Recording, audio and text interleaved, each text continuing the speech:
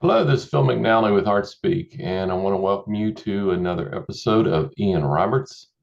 Ian has been very big in painting, and on this podcast, I have gotten a lot of feedback from people who have actually enjoyed the first episode. So I'm throwing out the second episode, and he is going to be talking more about his art in itself. So hopefully you'll get something out of it. I want you to sit back and enjoy and appreciate it. Thank you.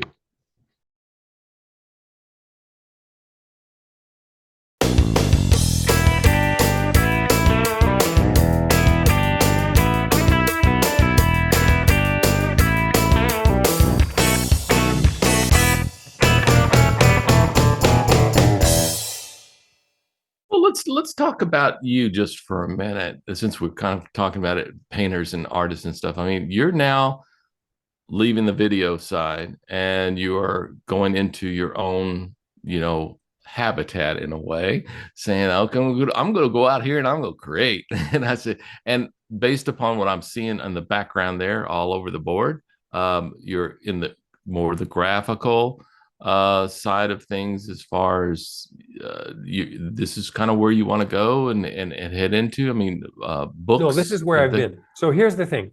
I mentioned to you before, but I'll just sort of give it a context. Today, actually, as it happens, is my last YouTube video. I have been doing them for 4.5 years. I get 30, 40,000 people watching each video, 190,000 subscribers. I mean, it's been a success in a way. No, I mean, I never made any money from it, but it's like, it's not enough to make money from. But it's like, in terms of success in the sense of, well, people watch it and like it and make comments, and it's been really a heartfelt experience. But in a way, I felt like I was talking about mastering composition. I was talking about a lot of these conventions of what make paintings work. And I was painting what I knew, and it really clarified for me week after week, or later month after month, when I did these paintings, really clarified for me what my practice was and how it works. And I learned a lot. But I also feel I've got to the point where I've said everything I know how to say. I mean, I've said it. I could repeat myself, but I don't want to repeat myself. So I'm saying last YouTube video, and I may do them again, but I need to spend time not so much with the skill level of how to make paintings, but more attention on the vision. What is my artistic vision? And when I'm making a YouTube video, I don't stretch myself in terms of artistic vision. I know pretty much that I can make this painting work. I don't head off there to make a disaster and show it in public, right? I sort of try to get the thing to work. So I need to spend more time, more like less teacher, more artist, right? Am I a Mm-hmm. painter or am I a teacher? And I'm saying, well, I don't know. But right now, I want to go back and figure out what it is I'm doing here and why. And so, where is that going to lead? Because I've been these several years teaching YouTube and courses. That's what I've been teaching. I mean, I teach a drawing course that teaches you how to draw like that so that you can get the foundation of what your painting is going to be before you begin to paint. So that you stand a pretty good, I mean, once you pick up the paintbrush and get started, once you've done a drawing like this, you have a roadmap, right? Mm-hmm. Thumbnails and drawings like this, they're roadmaps.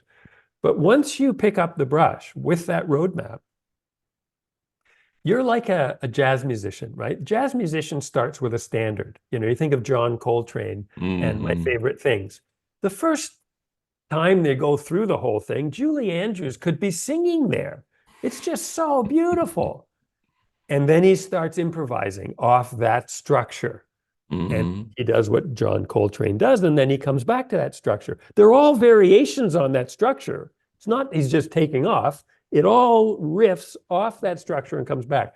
So when you make a painting, like you've got a drawing like this, and now you're doing a painting that's this, it's almost like you're starting an improvisation. You've got the standard, but now you're, even when you sort of think you know what you're going to do, you've got to be improvising. That thing, dang, okay, that's got to go, that means that's got to happen there. And then that goes over there. This is still, even with this roadmap, there's still a lot of things that can go wrong. If you just pick up your brush without this step,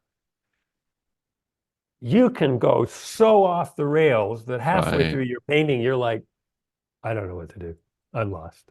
I'm done. And it's incredibly discouraging because you think you're the problem. Well, Hmm. partly you're part of the problem, of course, because it's your painting. But most of your problem is you haven't done enough preparation. And people think, oh no, if I do all that preparation, all the creativity will be gone. I'd say the exact opposite. You get that preparation in place, it allows your creativity to flow because you don't get into these box canyons halfway down and realize, oh, I can't get out. Well, that's not good for your creativity, right?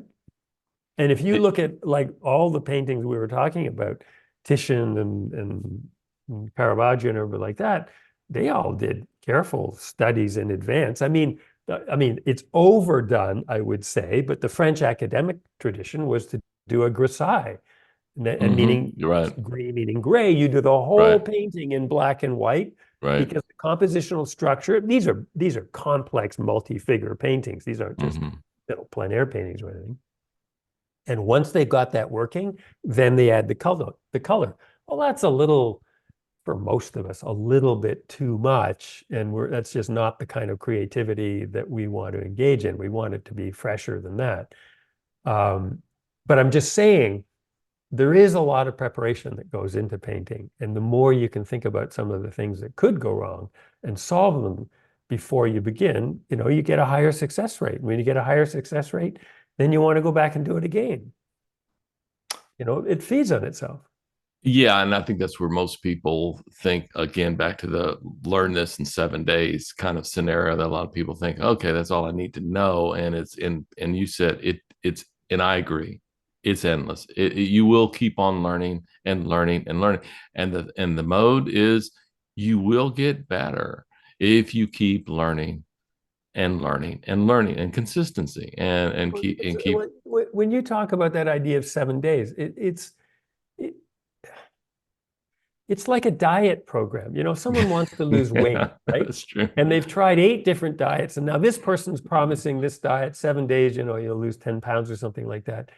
And it's not going to work. It's not going to work. Mm. It's sort of not addressing the real problem, I suppose. And anyone that sort of says, okay, in 7 days, I'll teach you how to draw or paint or something like that, is missing some odd goal for learning to engage in the process. Because if you translated that to piano, I can teach you to play piano in 7 days. Well, somebody could teach you maybe how to chord along on 2 songs in seven Right. days, and you'd Right. be playing piano. But then you realize, well, okay, like I don't know anything. I don't know what to do with these 2 songs. I can't make them more complicated. I don't know how to play the third song. I That's all I know in 7 days. Well, you haven't really learned anything. You're not building anything up from a foundation that's going to allow you to grow, right? Same Hmm. with, I can teach you how to speak Spanish in 7 days. Hmm. Well, they could teach you maybe, I don't know, how to order a drink and how to check into your hotel, but you realize that's not Spanish. I can't talk to anybody. So it's just like, there is no shortcut. And that's what everybody's looking for, shortcuts. Yeah, I mean, yeah, exactly. But I mean, from a painting perspective, it's like, how did he do that? And how did that painting come out that way? And how did I mean, I take one of yours. In fact, let's go to that one. I have got one that's lined up that I want you to take a look at and see if I can grab it. There we go. Share the screen. Boom, boom, boom. And it will be this one. And I will make this one go up. And tell me when you can see this one, right? I can see it. This is one of yours. This blew me away. This was just like, I mean, I see composition, and I see colors, and I see shadows and lights and shadows. I mean, it is just, everything is placed correctly. And then on top of that, everything around it is colored correctly. And the values, of course, are there and everything, but it's the placement. It is just, was this one of those moments we're talking about that you just was there, or was this actual bam? I know exactly where to put this. So two or three things on that.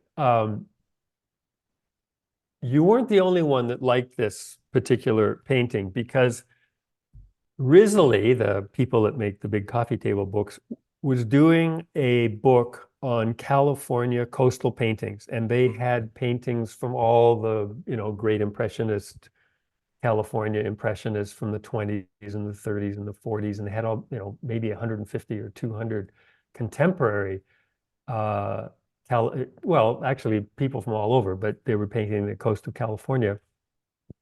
And the marketing department chose this painting for the cover of the book. So you are not alone in thinking that painting's good.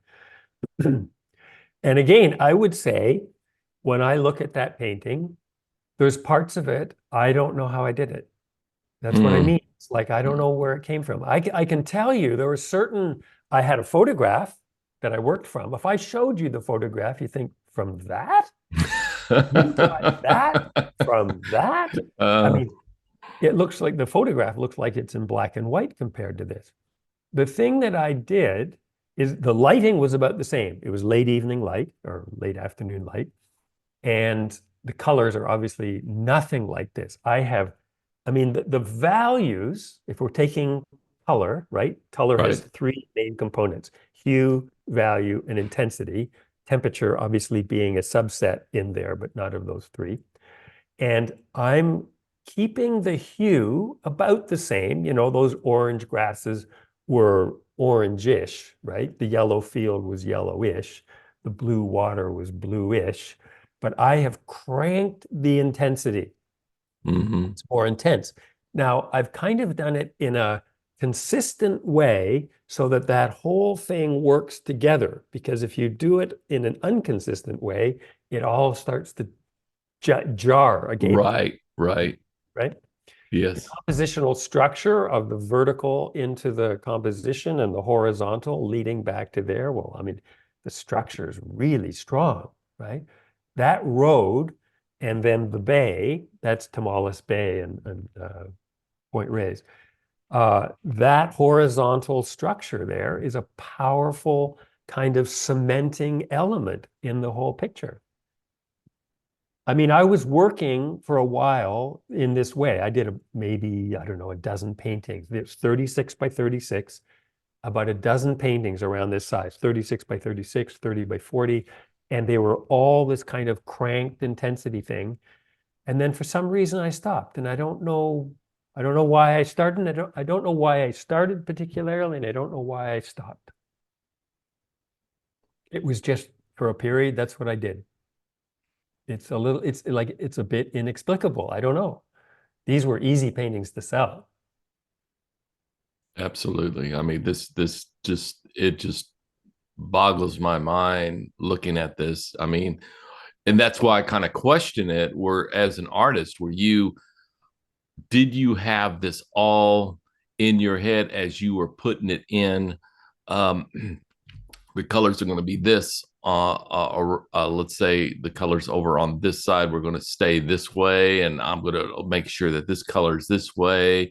But you're letting on kind of what I think most artists are trying to accomplish. What book can I read? What video can I watch? What do I need? What class can I take in order for me to paint just like that, exactly like that? But you sit here and say, well, some of this, I don't know how it came in. It just came in. Well, I'd be really disappointed, in fact, if someone's aspiration is to say, I want to paint like this, because this was me. Mm-hmm. Who are you? Mm-hmm. I mean, here's the thing. I would be mortified if I taught a bunch of people how to paint and they all were painting like me.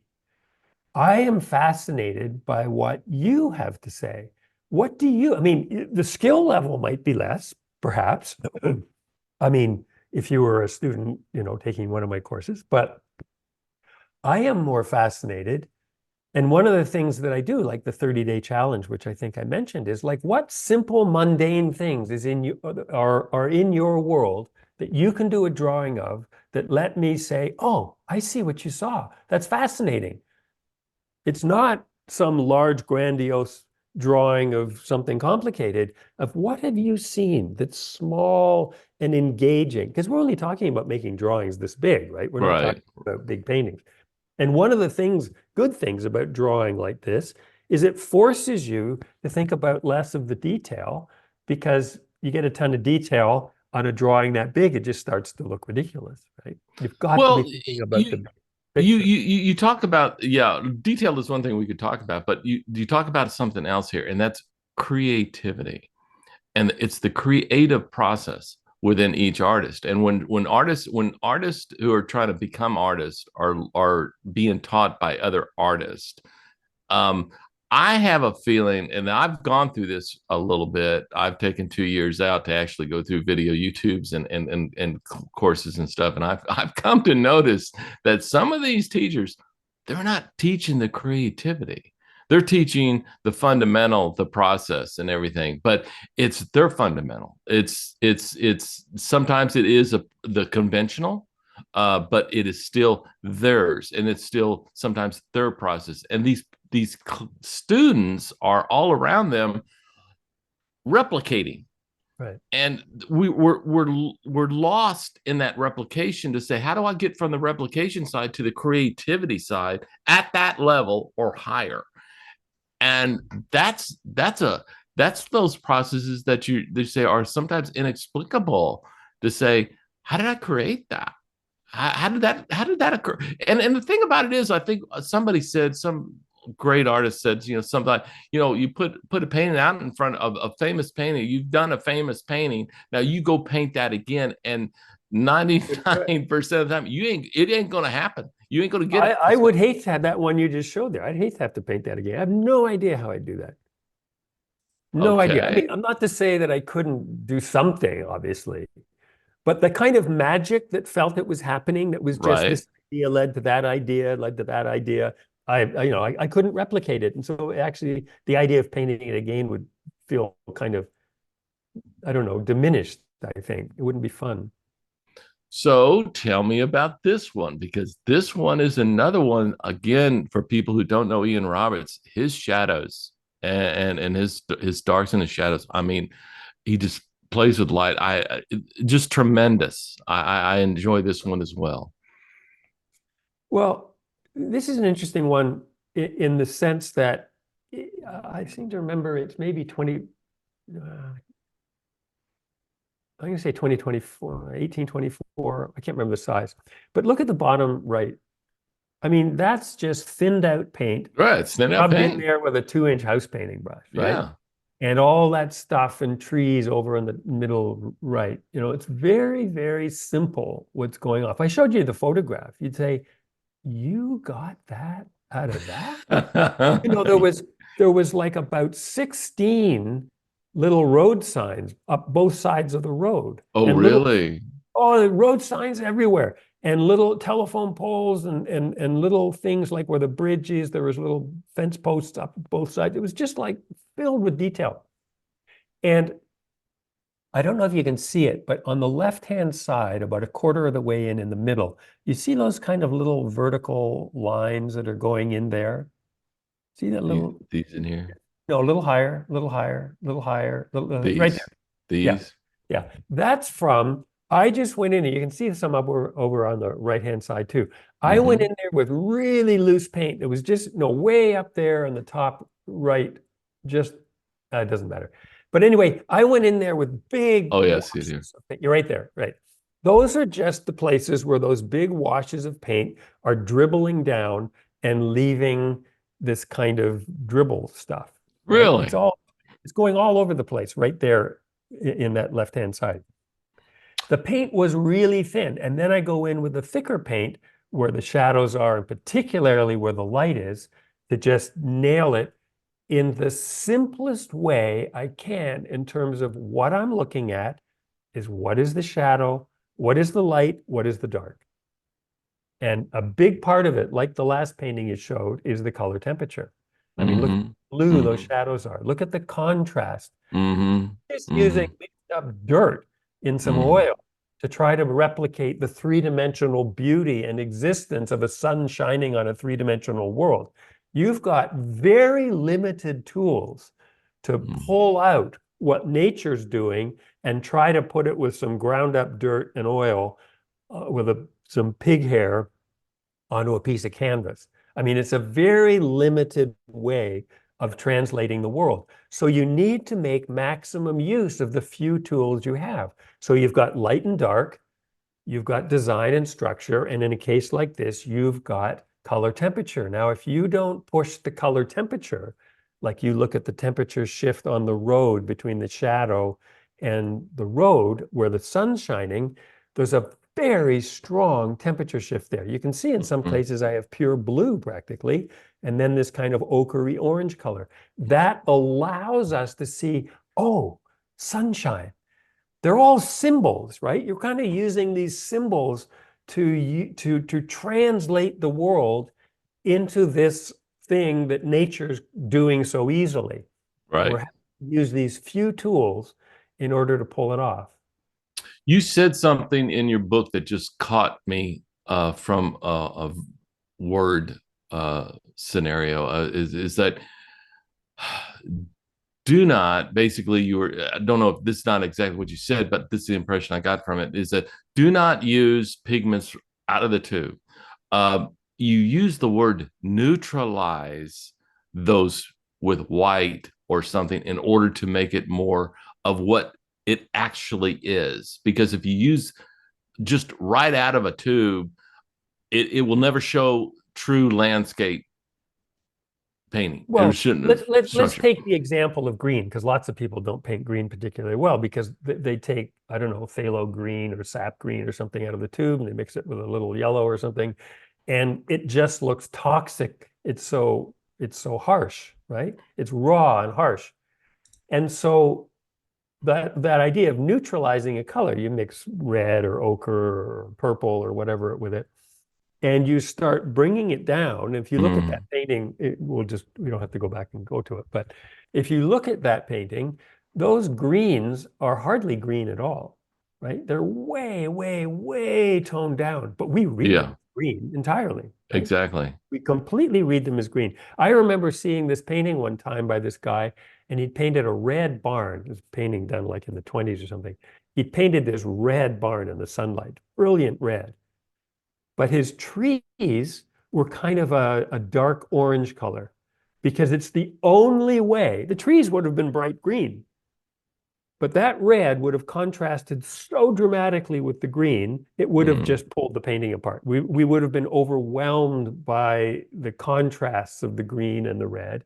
And so he just slid all the greens to sort of a dull orange color. You don't even notice that they're not green. But they become part of the but see what you're saying is they become part of the painting. It's like it's not a piece of a painting. The tree is not just a piece of it. It becomes part of the barn. It becomes part of everything else around because all of that is mixed in the same fashion that it all agrees with everything else. So that's the whole thing about a painting. A compositional structure is all the parts need to work with the whole.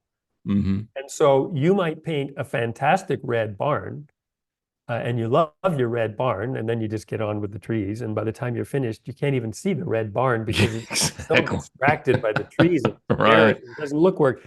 So it's like you got to paint it to the whole, you know. Yeah. And that's kind of where I'm It's a going to tough bring. lesson. That's a tough lesson in a That way. is a tough lesson, but the one that let me just kind of go back to that one because it is the whole painting basically agrees.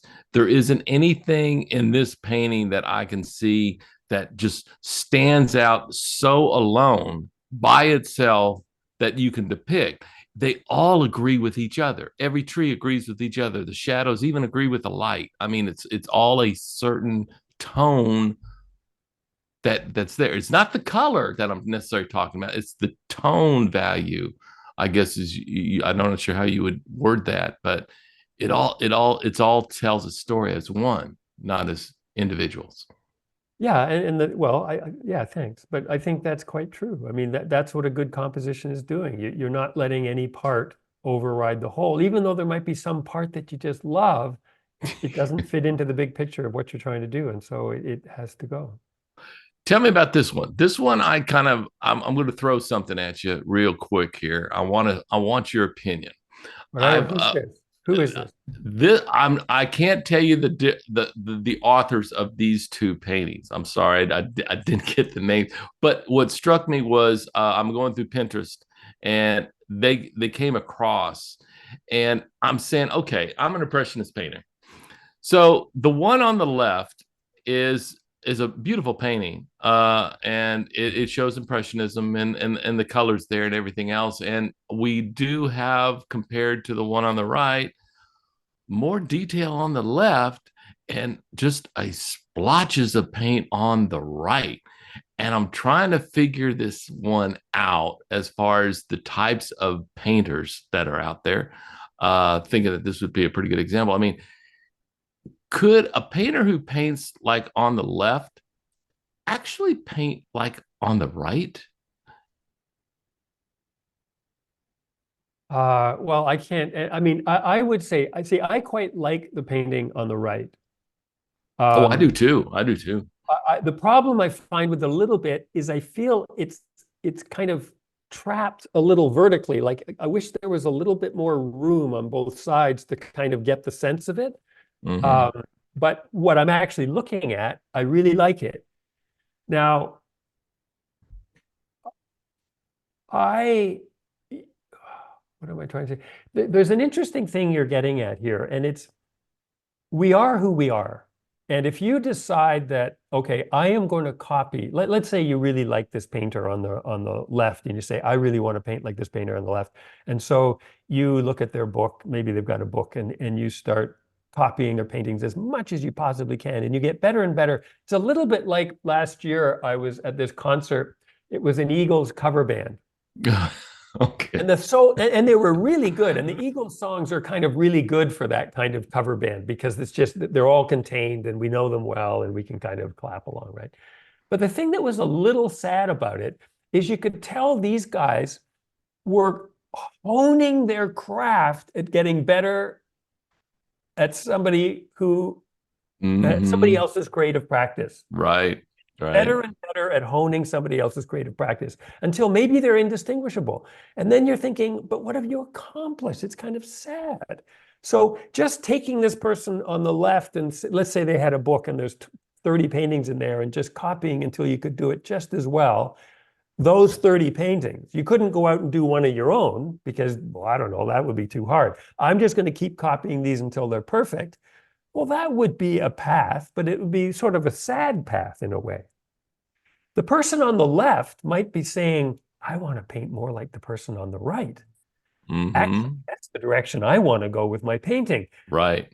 They might Right. try and they might have no way. They don't might have no way. I don't know how to do it. It's just not Exactly. me. I don't know how to do it. And there's no shame in that. But I just think because you want to be painting looser and freer and whatever, it may not come quickly and easily. It may be a hard-won battle because it might be against your own nature potentially, you know? We don't know. Well, I think that goes back to what I was saying about the strengths and weaknesses. I think we have purpose, and I think we can find ourselves as artists, but not everybody's an impressionist artist. Not everybody is a landscape artist. Not everybody is. I used to be a portrait artist, and those are some difficult paths. And what I tend to see in people is that when they try doing that, they really have some have a really tough time. I think it's that point where you get into yourself saying, this is not me. This I cannot do this well. I in fact my well is way underneath of what it needs to really be. So they tend to stop.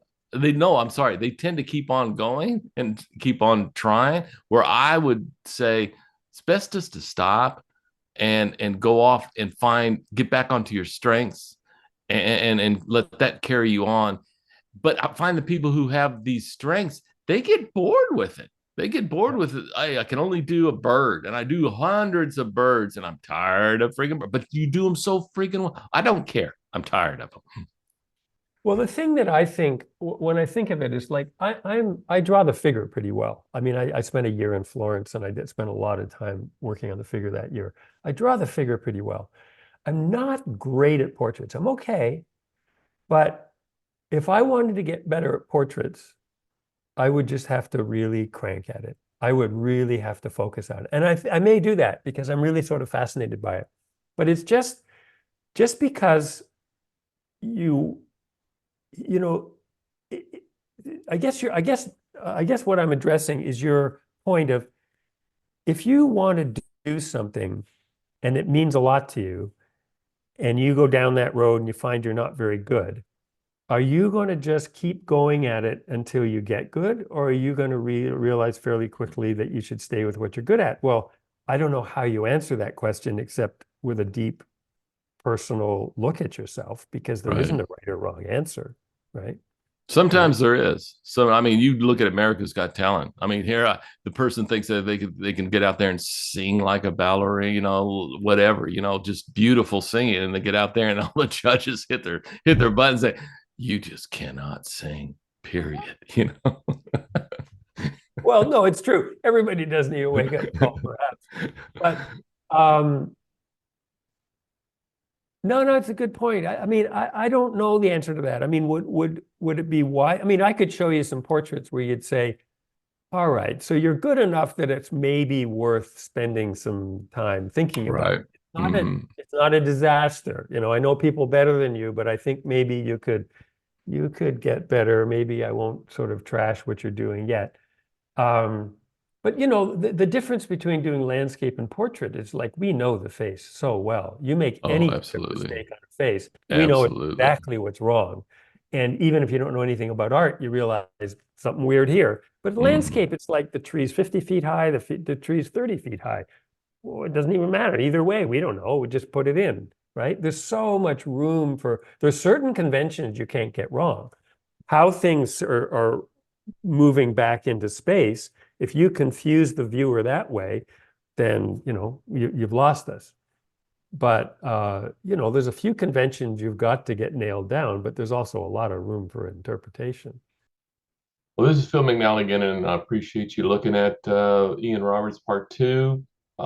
Hopefully, he did inspire you to create a little bit more, get more into art, enjoy it. I'll be coming out with one more episode of his, and we'll see where that goes. So, again, please subscribe and comments and let others know. Appreciate it.